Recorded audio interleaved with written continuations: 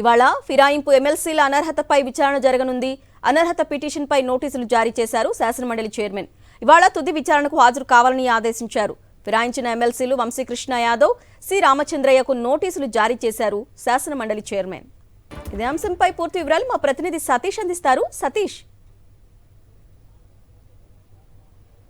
ఆంధ్రప్రదేశ్ శాసనమండలి chairman motion రోజు ఈరోజు తుది విచారణ చేపట్టనున్నారు. అనర్హత పిటిషన్ల పైన వైఎస్ఆర్ కాంగ్రెస్ పార్టీ ఇచ్చినటువంటి ఫిర్యాదు మేరకు ఇద్దరు శాసనమండలి సభ్యులు ఎవరైతే ఉన్నారో సి రామచంద్రయ్య, వంశీకృష్ణ యాదవ్ పైన చర్యలు తీసుకోవాలని ఇచ్చినటువంటి ఫిర్యాదు మేరకు ఈరోజు తుది విచారణ చేపట్టనున్నారు. ఇప్పటికే 4 సార్లు ఇద్దరు శాసనమండలి సభ్యులను కూడా శాసనమండలి చైర్మన్ విచారణకు వ్యక్తిగతంగా పిలిచారు.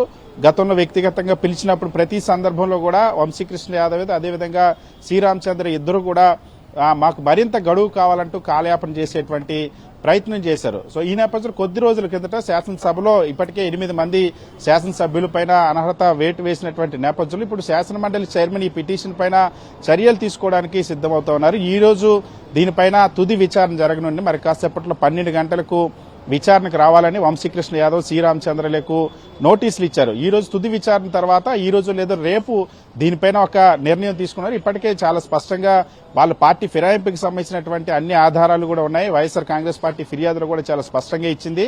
తెలుగుదేశం పార్టీలోకి సి రామచంద్రయ్య చేరారు, పార్టీ కండువా కప్పుకున్నారు, ఆ పార్టీ కార్యక్రమాల్లో పాల్గొంటా ఉన్నారు.